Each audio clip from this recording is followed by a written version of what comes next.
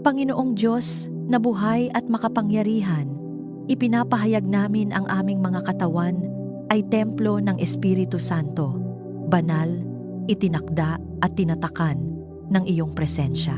Walang karamdaman, walang sakit, walang impeksyon, at walang anumang kapangyarihan ng dilim ang may legal na karapatang manirahan, mag-ugat o manatili sa aming buhay. Sa liwanag ng iyong katotohanan, ibinabagsak namin ang bawat kasinungalingang nagsasabing kami ay mahina, wasak o walang pag-asa sapagkat ikaw ang Diyos na nagpapagaling at ang iyong salita ay buhay at kapangyarihan na dumadaloy sa amin. Sa pangalan ni Jesus, iniuutos namin sa bawat selula ng aming pamilya na sumunod sa orihinal na disenyo ng Diyos, hindi sa trauma, hindi sa kasalanan, hindi sa sumpa, kundi sa ganap na kalusugan at lakas na nagmumula sa langit. Ang bawat selula ay bumabalik sa tamang kaayusan.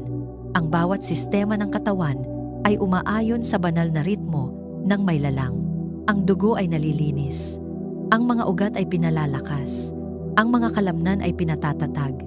At ang mga buto ay pinupuno ng buhay. Ang aming paghinga ay malaya. Ang aming tibok ng puso ay payapa. At ang aming katawan ay tumutugon sa kapangyarihan ng Espiritu Santo na nananahan sa amin. Dinedeklara namin na ang anumang kahinaan na namamana sa aming lahi ay tuluyang pinuputol.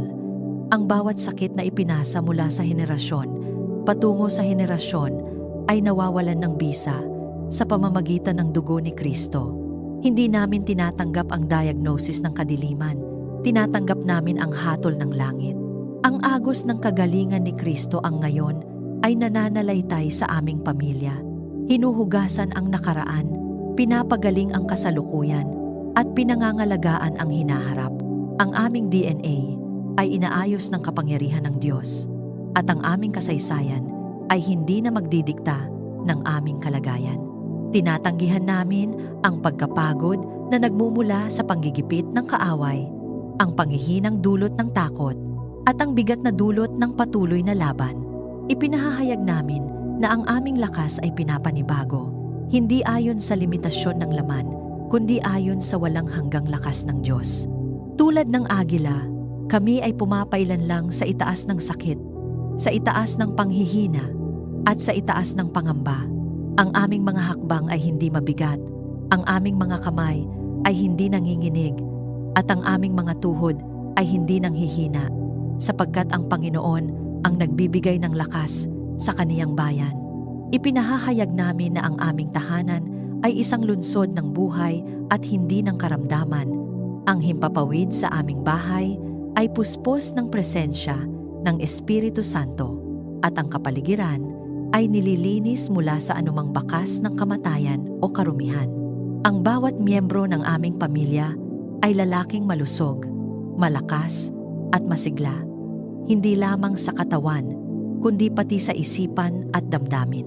Ang aming mga salita ay nagdadala ng buhay, ang aming mga panalangin ay naglalabas ng kagalingan, at ang aming pananampalataya ay nagbubukas ng pintuan ng mga himala. Sa awtoridad ng pangalan ni Jesus, kinukumpiska namin ang bawat sandata ng kaaway na itinuro laban sa aming kalusugan. Ang bawat lihim na atake, bawat mabagal na pagkasira, at bawat hindi nakikitang sugat ay inilalantad at winawasak ng liwanag ng Diyos. Walang demonyong nakatalaga sa sakit ang mananatili. Pinalalayas namin sila at pinapawalang bisa ang kanilang mga atas. Ang kapangyarihan ng krus ang aming sandigan, at ang tagumpay ni Kristo ang aming pahayag. Kami ay nagpapahinga sa Diyos na aming kanlungan, gaya ng ipinahahayag sa awit 62, na siya lamang ang aming bato at kaligtasan. Mula sa kapahingahang iyon, tumatanggap kami ng kagalingan na hindi gawa ng tao, kundi kaloob ng langit. Ang aming mga isip ay hindi alipin ng sintomas.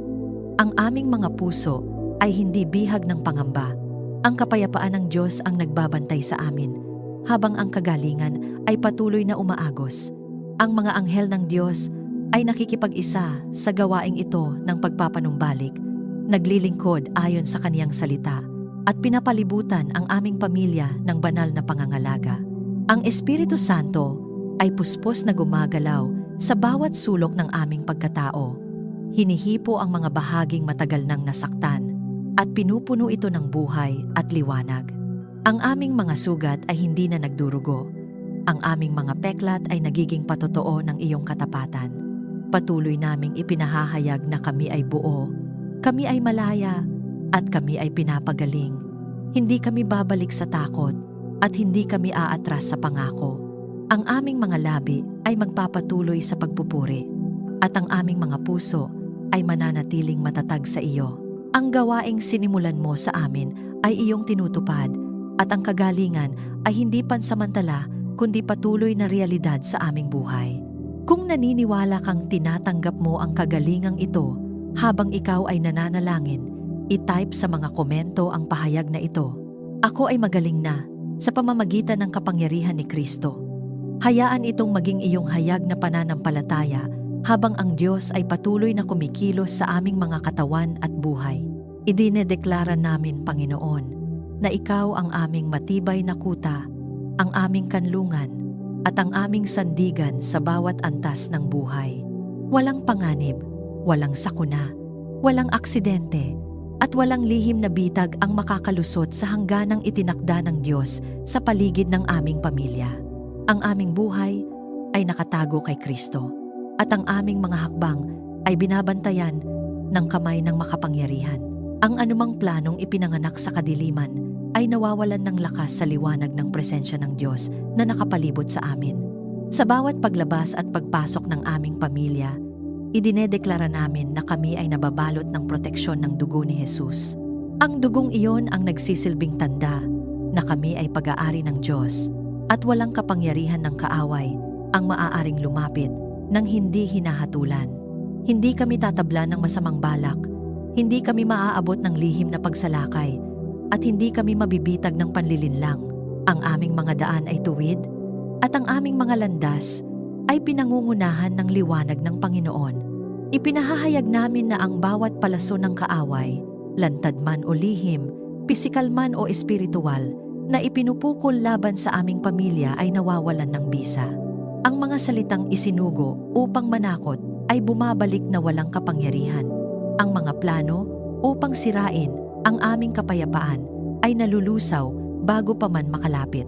Sa awtoridad ng pangalan ni Jesus, ang bawat gawa ng kadiliman ay pinapawalang bisa at ang kaaway ay pinatitigil sa kaniyang mga hakbang.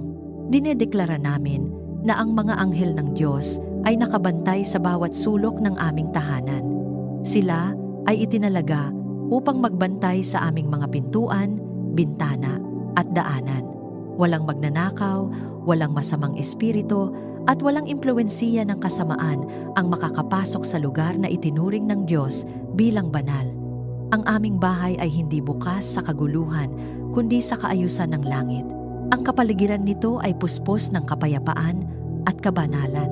Kami ay ligtas sa ilalim ng kaniyang pakpak. Tulad ng ipinapahayag sa salita, ang Panginoon ang aming bato at kaligtasan, at hindi kami matitinag. Walang salot na lalapit sa aming dako, walang sumpang uusbong sa aming paligid, at walang takot na mananatili sa aming isipan. Ang aming pagtitiwala ay hindi sa lakas ng tao, kundi sa kapangyarihan ng Diyos na hindi nagkukulang at hindi natutulog. Sa espiritual na digmaan na aming kinakaharap, kami ay hindi nag-iisa. Ang Espiritu Santo ang aming gabay at tagapagtanggol, nagbibigay ng babala, karunungan at kapanatagan. Ang aming mga pandama ay pinatalas upang makilala ang tama at mali, ang ligtas at mapanganib. Tinatanggihan namin ang bawat anyo ng pagkalito at biglaang kapahamakan. Ang aming mga desisyon ay binabantayan ng kapayapaan ng Diyos. Idinedeklara namin na ang aming mga isip ay binabakuran laban sa takot, paranoia at pangamba. Ang mga balitang nagdadala ng takot ay walang kapangyarihan sa amin. Ang mga alaala ng nakaraang panganib ay hindi na bumabalik upang manggulo. Ang aming pag-iisip ay nakaugat sa katotohanan na ang Diyos ang aming tagapag-ingat. Sa katahimikan ng aming loob, naroon ang katiyakan na kami ay ligtas. Ang aming mga anak ay tinatakpan ng banal na proteksyon saan man sila naroroon. Ang aming mga magulang ay binabantayan sa kanilang mga lakad. Ang aming buong sambahayan ay nasa ilalim ng iisang payong ng biyaya at pag-iingat. Walang aksidenteng walang saysay. Walang pagkakamaling hindi nakikita ng Diyos. Ang kaniyang mga mata ay laging nakatuon sa amin at ang kaniyang kamay ay laging nakaabot. Patuloy naming ipinahahayag na ang kapayapaan ng Diyos ang naghahari sa aming kapaligiran. Ang anumang espiritu ng karahasan, gulo o pagkawasak ay walang lugar sa aming buhay. Ang aming tahanan ay teritoryo ng liwanag at ang liwanag ay hindi kailanman tinatalo ng dilim. Ang bawat gabi at bawat sandali ay saklaw ng banal na pagbabantay ng Diyos na tapat at makapangyarihan. Kung ikaw ay sumasang-ayon at naniniwalang ikaw ay nasa ilalim ng proteksyon ng Diyos, i-type sa mga komento ang pahayag na ito. Ako ay ligtas sapagkat kasama ko ang Diyos. Hayaan itong maging hayag na pagpapahayag ng iyong pananampalataya habang ang Diyos ay patuloy na nagbabantay sa aming mga buhay. Panginoon, ipinapahayag namin na ang kapayapaan mo ang naghahari sa gitna ng anumang unos, kaguluhan, o bigat na aming nararanasan. Ang aming isipan ay hindi magugulo, ang aming damdamin ay hindi aalog-alog, at ang aming puso ay hindi matitinag, sapagkat ang Diyos ang aming sandigan, ang aming pahingahan, at ang aming matibay na bato. Kahit may mga bagay na hindi namin lubos na nauunawaan, nananatili kaming tiwala na ikaw ang may hawak ng lahat, at ang iyong kapayapaan ang bumabalot sa amin mula sa loob palabas. Dinedeklara namin na ang bawat espiritu ng pag-aaway, pagtatalo, sama ng loob, at hindi pagkakaunawaan ay walang kapangyarihan sa aming tahanan. Sa pangalan ni Jesus, pinalalayas namin ang ugat ng galit, yabang, at kapaitan na pilit sumisira sa pagkakaisa ng aming pamilya. Ang pag-ibig ng Diyos ang siyang maghahari sa aming mga salita, sa aming mga kilos, at sa aming mga desisyon. Ang aming tahanan ay hindi lugar ng sigawan, kundi ng pakikinig, hindi pugad ng sugat, kundi kanlungan ng paghilom. Sa pangalan ni Jesus, pinatatahimik namin ang bawat boses ng takot at pagkabalisa na bumubulong sa aming isipan at sa aming pamilya. Ang mga salitang nagsasabing kami ay mabibigo, mawawalan, o masisira ay aming tinatanggihan. Hindi kami alipin ng takot, kundi mga anak ng Diyos na may kapangyarihan, pag-ibig, at maayos na pag-iisip. Ang aming mga isip ay pinupuno ng liwanag, at ang aming mga puso ay pinapalitan ng katiyakan na ang Diyos ay laging naroroon. Ipinahahayag namin na ang aming pagtulog ay mahimbing at hindi ginugulo ng bangungot, biglaang pag-aalala o mabibigat na kaisipan. Kapag kami ay nagpapahinga, ang aming kaluluwa ay nagpapahinga rin. Ang aming paggising ay puno ng kagalakan, linaw ng isipan, at katahimikan na nagmumula sa presensya ng Diyos. Ang bawat oras ng aming buhay ay hinahawakan ng kapayapaang hindi kayang ipaliwanag ng mundo, ngunit malinaw na nararanasan ng mga nagtitiwala sa Kaniya. Ang kapayapaan ng Diyos na hindi kayang unawain ng mundo ang siyang nagbabantay sa aming mga puso at isipan. Ito ang kapayapaang hindi nakadepende sa sitwasyon, hindi naaapektuhan ng balita at hindi natitinag ng pagbabago. Ang kapayapaang ito ay bunga ng presensya ng Espiritu Santo na nananahan sa amin, umaapaw at umaabot hanggang sa mga taong nasa paligid namin. Ang aming buhay ay nagiging patotoo na ang Diyos ay Diyos ng kaayusan at hindi ng kaguluhan. Tinatanggihan namin ang espiritu ng pagmamadali, pagkaabala at labis na bigat na umaagaw sa aming kapayapaan. Hindi kami magpapadala sa presyon ng mundo. Kami ay natutong huminto, huminga at magtiwala. Ang aming mga hakbang ay hindi padalos-dalos, kundi ginagabayan ng kapayapaan ng Diyos na nagsisilbing bantay at patnubay. Kapag may desisyong hindi nagdadala ng kapayapaan, alam naming hindi iyon mula sa iyo. Idinedeklara namin na ang aming mga salita ay nagdadala ng kapayapaan at hindi ng gulo. Ang aming mga dila ay hindi sandata ng pagkasira, kundi kasangkapan ng pagpapala. Ang aming pakikipag-usap ay pinapahira ng biyaya, at ang aming pakikinig ay puno ng pag-unawa. Ang anumang sugat na dulot ng maling salita noon ay aming isinusuko sa iyo at tinatanggap namin ang kagalingang emosyonal at panibagong simula. Sa gitna ng mga alaala ng nakaraan na minsang nagdulot ng sakit, idinedeklara namin na ang kapayapaan ng Diyos ang mas makapangyarihan. Ang mga alaala ay hindi na hawak ang aming damdamin. Ang mga sugat ay hindi na nagdidikta ng aming mga reaksyon. Ikaw ang Diyos na nagpapagaling ng pusong wasak at nagbibigay ng bagong pag-asa. Sa iyo, kami ay ligtas na maging tahimik, maging tapat at maging buo. Ang aming pamilya ay binabalot ng kapaligiran ng kapayapaan. Ang aming tahanan ay hindi lamang pisikal na lugar, kundi espiritual na kanlungan, kung saan ang presensya ng Diyos ay malinaw na nararamdaman. Ang mga bisitang pumapasok ay nakakaranas ng kagaanan, at ang mga umaalis ay may dalang katahimikan. Ito ang bunga ng kapayapaang nagmumula sa iyo at nananahan sa amin.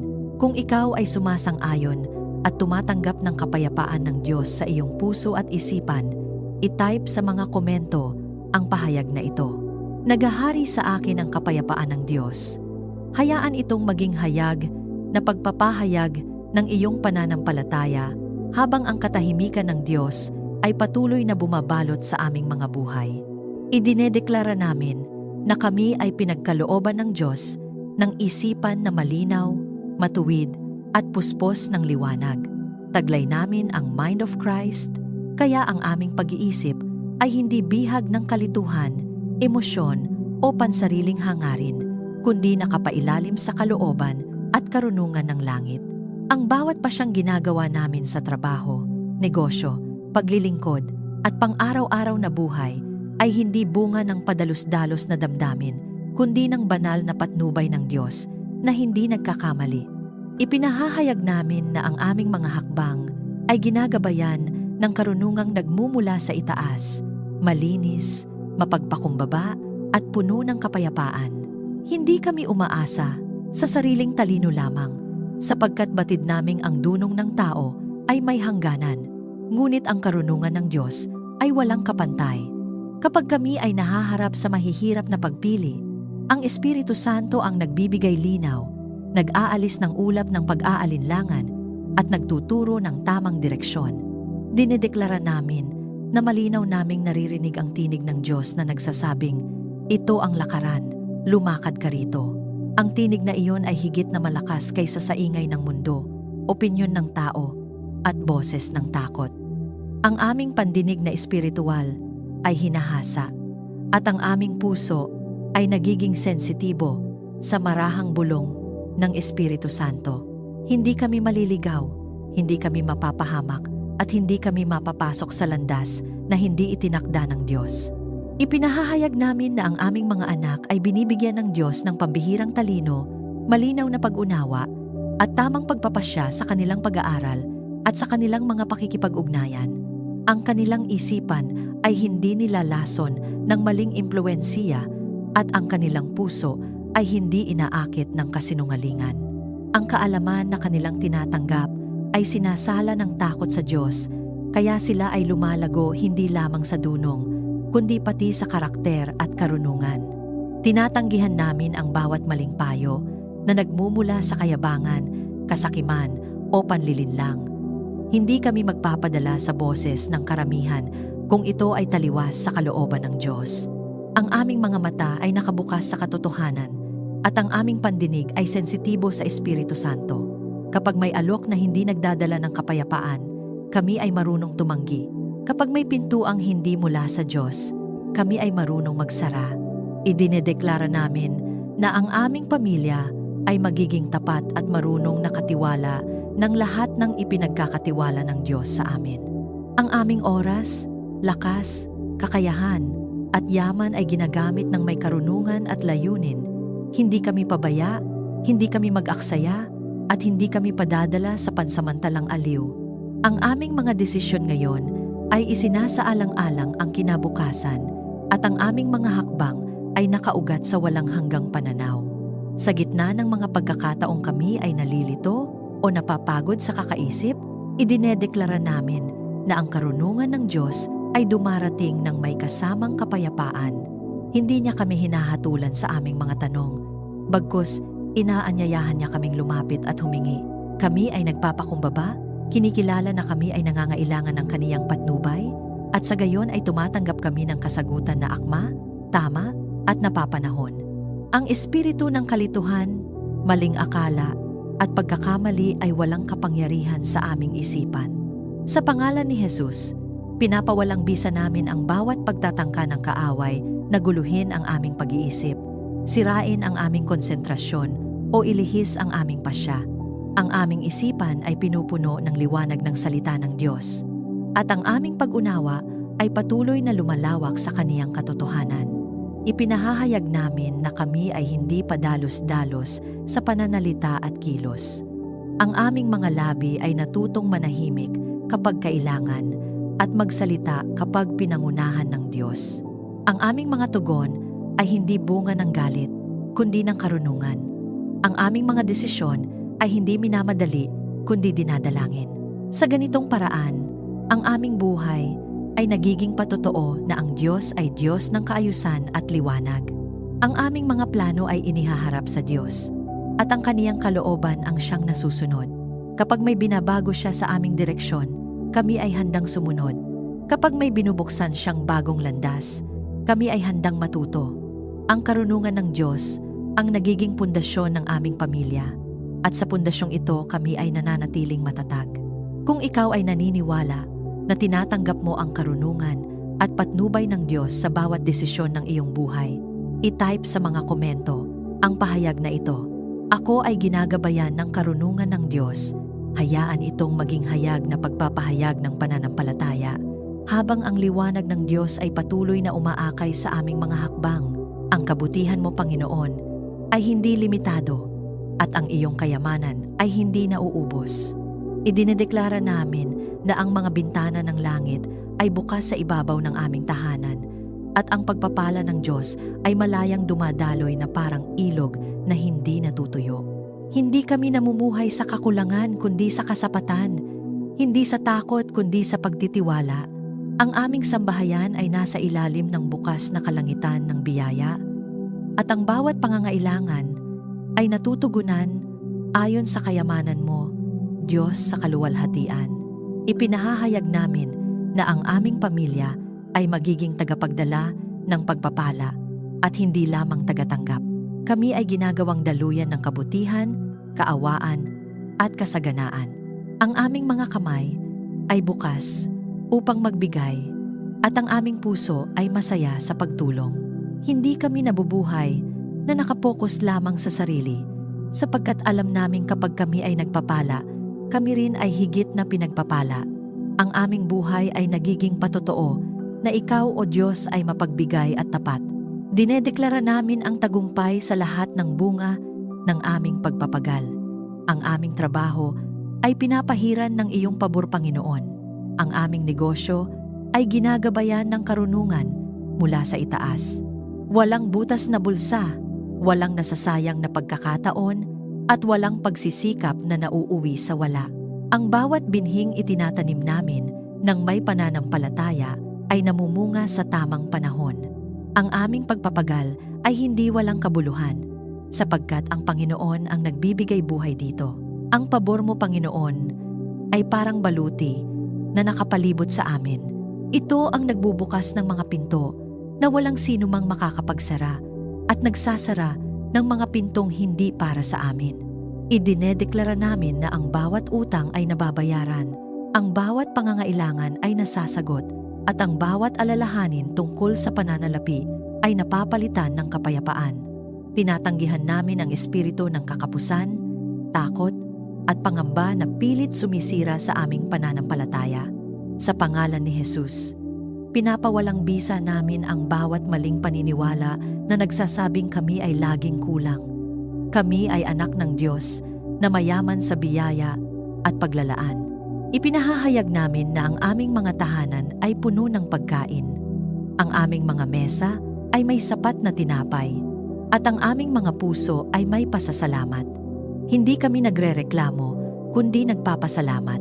Ang pasasalamat ang nagbubukas ng mas malawak pang daloy ng pagpapala.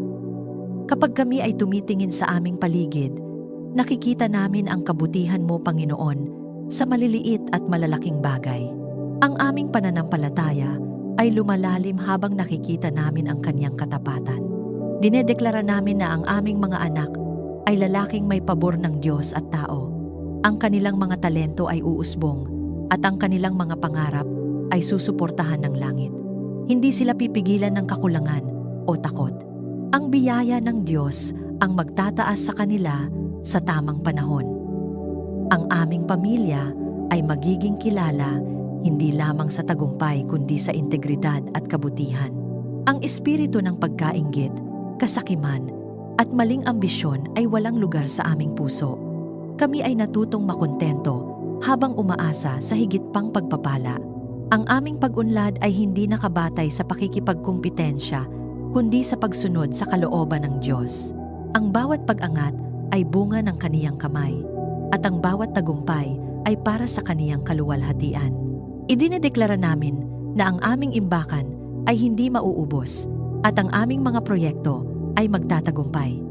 Ang aming mga plano ay sinasaklaw ng karunungan at pabor. Kapag may hadlang, ito ay nagiging hakbang patungo sa mas mataas na pagpapala. Ang Diyos ang aming tagapagbigay at hindi siya kailanman nahuhuli sa paglalaan. Patuloy naming ipinahahayag na ang aming pamilya ay namumuhay sa ilalim ng bukas na kalangitan ng pagpapala. Ang aming mga pangangailangan ay sapat na natutugunan at ang aming mga puso ay puno ng kapayapaan at pasasalamat.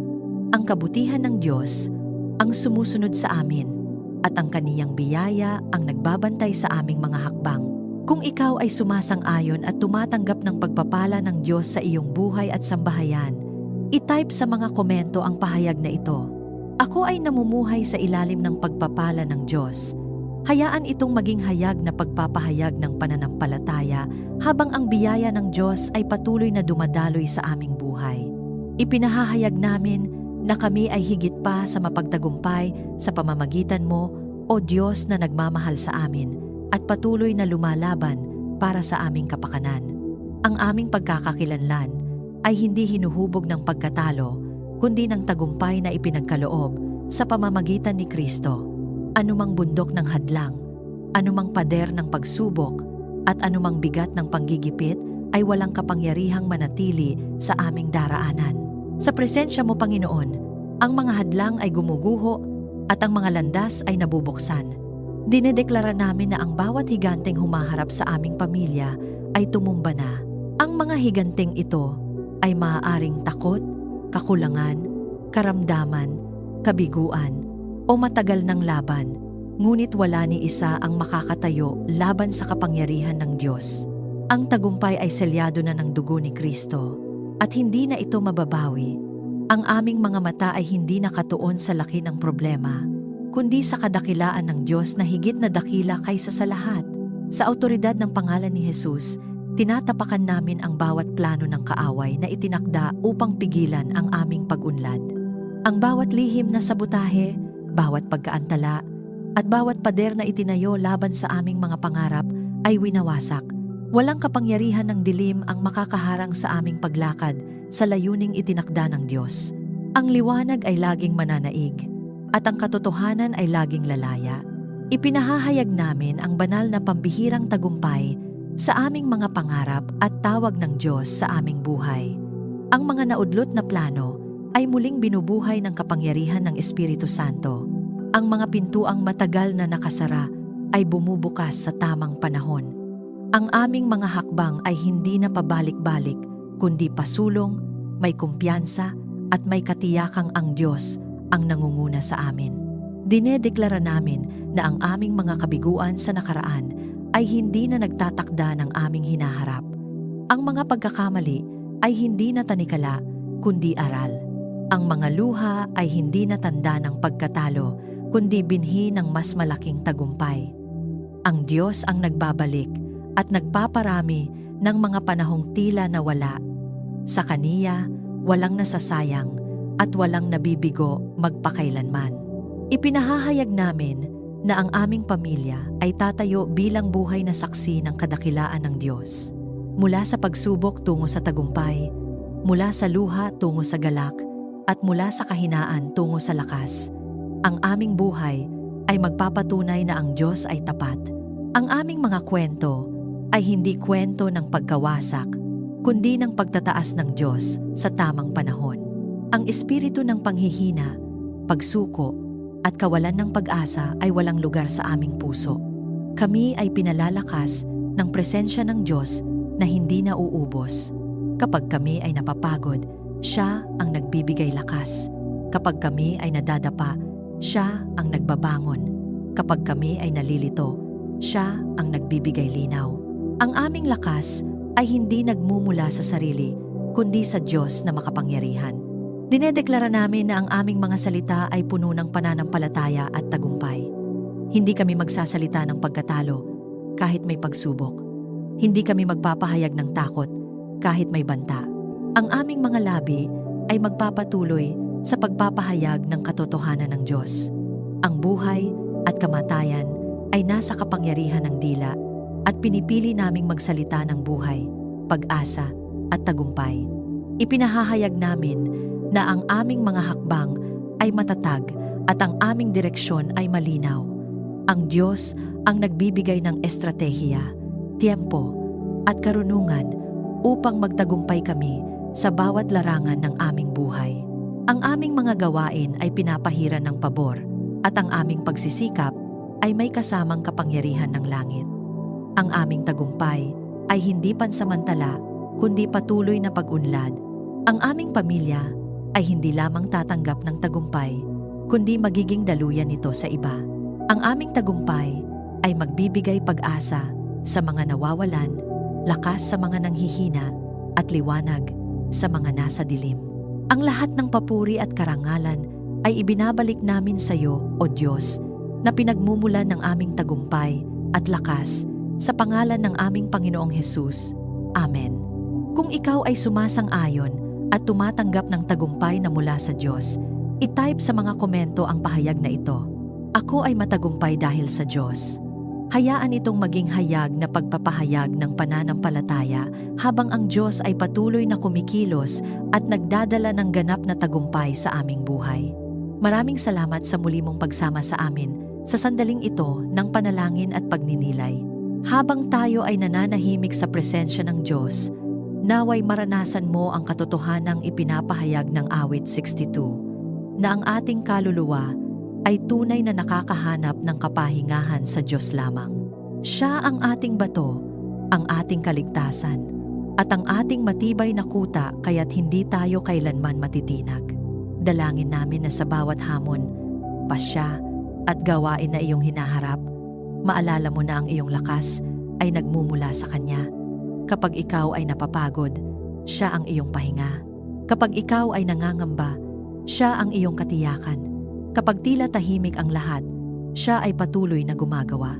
Huwag mong kalilimutan, ang Diyos ay kasama mo sa bawat hakbang at hindi Kanya kailanman iniiwan o pinababayaan. Kung may laman ang iyong puso sa sandaling ito, pasasalamat man, panalangin o isang tahimik na daing, inaanyayahan ka naming ibahagi ito sa mga komento. Sama-sama tayong mananalangin, maghihintay, at magtitiwala sa kabutihan ng Panginoon. Kung ikaw ay napagpala ng panalangin ito, inaanyayahan ka naming i-like, i-share, at mag-subscribe upang mas marami pa ang maabot at mapalakas sa kanilang espiritual na paglalakbay. Salamat sa iyong oras, sa iyong bukas na puso, at sa iyong pakikibahagi sa gawaing ito ng pananampalataya. Dalangin namin na ang kapayapaan ng Diyos ang magbantay sa iyong puso at isipan, at naway ang iyong buhay ay maging mabunga at puspos ng Kanyang presensya. Pagpalain ka ng Diyos, pati na ang iyong pamilya. Hanggang sa muli nating panalangin, manatili kang nakapahinga sa Diyos lamang. God bless you.